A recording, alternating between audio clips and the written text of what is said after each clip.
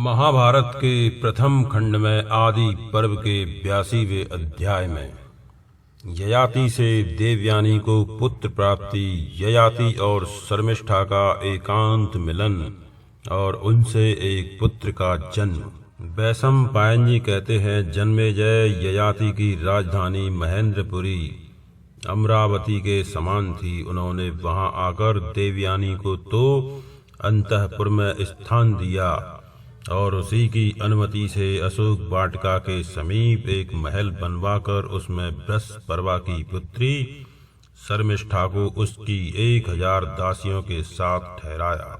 उन सबके लिए अन्न, वस्त्र तथा पेय आदि की अलग अलग व्यवस्था करके शर्मिष्ठा का समुचित सत्कार किया। देवयानी ययाति के साथ परम रमणीय एवं मनोरम अशोक वाटिका में आती और शर्मिष्ठा के साथ वन विहार करके उसे वहीं छोड़कर स्वयं राजा के साथ महल में चली जाती थी। इस तरह वह बहुत समय तक प्रसन्नता पूर्वक आनंद भोगती रही। नहुष कुमार राजा ययाति ने देवयानी के साथ बहुत वर्षों तक देवताओं की भांति विहार किया। वे उसके साथ बहुत प्रसन्न और सुखी थे। ऋतु काल आने पर सुंदरी देवयानी ने गर्भ धारण किया और समयानुसार प्रथम पुत्र को जन्म दिया। इस प्रकार 1000 वर्ष व्यतीत हो जाने पर युवावस्था को प्राप्त हुई वृषपर्वा की पुत्री शर्मिष्ठा ने अपने को रजस्वलावस्था में देखा और चिंता मग्न हो गई। स्नान करके शुद्ध हो समस्त आभूषणों से विभूषित हुई शर्मिष्ठा सुंदर पुष्पों के गुच्छों से भरी अशोक शाखा का आश्रय लिए खड़ी थी। दर्पण में अपना मुंह देखकर उसके मन में पति के दर्शन की लालसा जाग उठी और वह शोक एवं मोह से युक्त हो इस प्रकार बोली, हे अशोक वृक्ष, जिनका हृदय शोक में डूबा हुआ है, उन सब के शोक को तुम दूर करने वाले हो। इस समय मुझे प्रियतम का दर्शन कराकर अपने ही जैसे नाम वाली बना दो। ऐसा कहकर शर्मिष्ठा फिर बोली, मुझे ऋतुकाल प्राप्त हो गया, किंतु अभी तक मैंने पति का वरण नहीं किया है। यह कैसी परिस्थिति आ गई? अब क्या करना चाहिए अथवा क्या करने से सुकृत पुण्य होगा? देवयानी तो पुत्रवती हो गई, किंतु मुझे जो जवानी मिली है वह व्यर्थ जा रही है।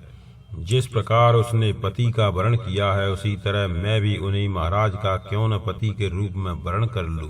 मेरे याचना करने पर राजा मुझे पुत्र रूप फल दे सकते हैं, इस बात का मुझे पूरा विश्वास है।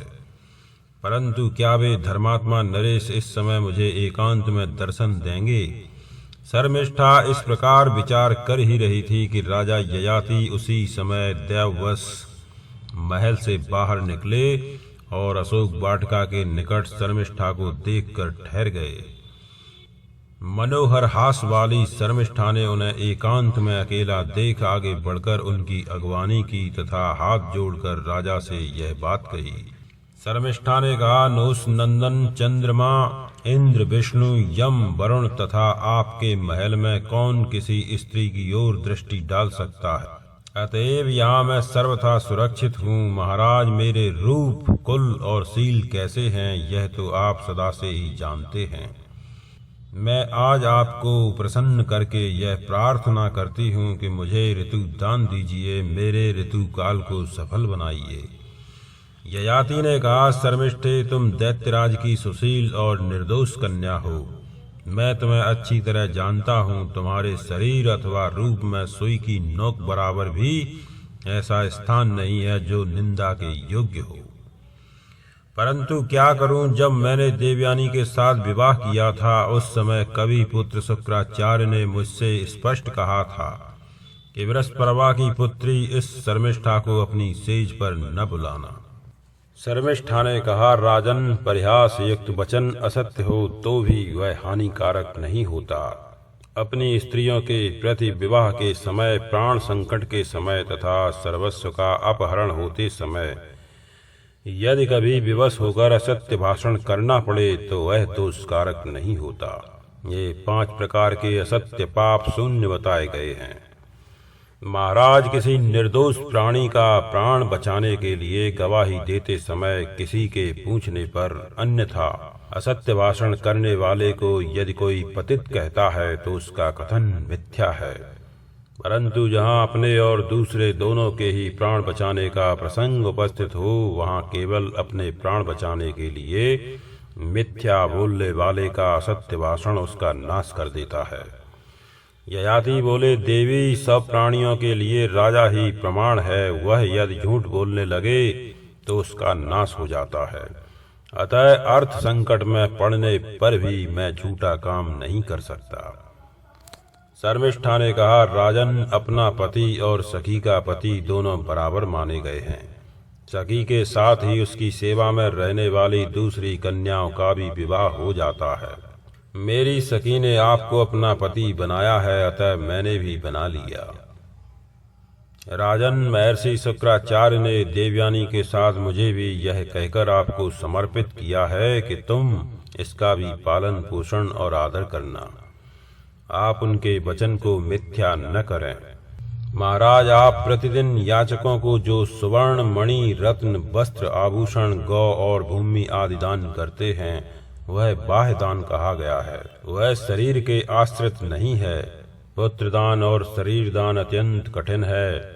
नहुष नंदन, शरीर दान से उपर्युक्त सब दान संपन्न हो जाता है।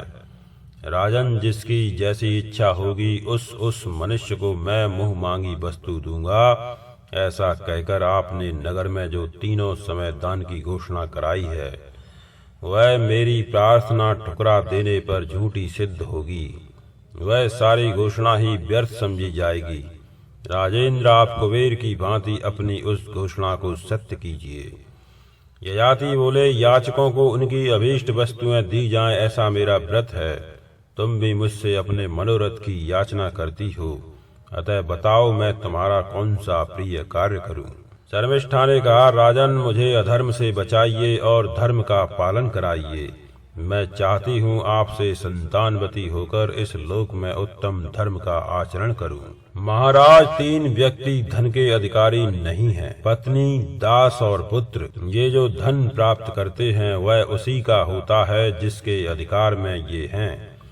अर्थात पत्नी के धन पर पति का, सेवक के धन पर स्वामी का और पुत्र के धन पर पिता का अधिकार होता है।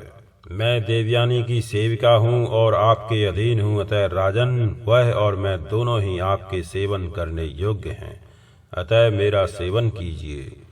वैशंपायन जी कहते हैं, शर्मिष्ठा के ऐसा कहने पर राजा ने उसकी बातों को ठीक समझा। उन्होंने शर्मिष्ठा का सत्कार किया और धर्मानुसार उसे अपनी भार्या बनाया। फिर शर्मिष्ठा के साथ समागम किया और इच्छानुसार कामोपभोग करके एक दूसरे का आदर सत्कार करने के पश्चात दोनों जैसे आए थे वैसे ही अपने अपने स्थान पर चले गए। सुंदर भौं तथा मनोहर मुस्कान वाली शर्मिष्ठा ने उस समागम में नृपश्रेष्ठ ययाति से पहले पहल गर्भ धारण किया। जन्मेजय, तदनंतर समय आने पर कमल के समान नेत्रों वाली शर्मिष्ठा ने देव बालक जैसे सुंदर एक कमल नयन कुमार को उत्पन्न किया। इस प्रकार श्री महाभारत आदि पर्व के अंतर्गत संभव परम में ययातपाख्यान विषयक 82वां अध्याय संपूर्ण हुआ।